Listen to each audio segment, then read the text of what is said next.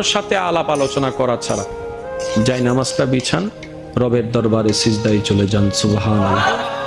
চোখটা বন্ধ করেন, চোখের পানি ছাড়তে থাকেন, মন হালকা হতে থাকবে, সিজদায় রবকে বলতে থাকেন, যা বলার বলতে থাকেন, যেভাবে বলার বলতে থাকেন।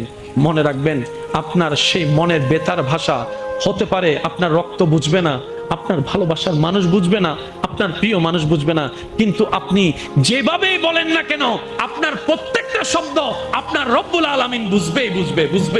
সুবহানাল্লাহ। আপনি যখন ওনাকে দুঃখের কথা বলবেন, উনি আপনার দুঃখটাকে হালকা করে দিবে।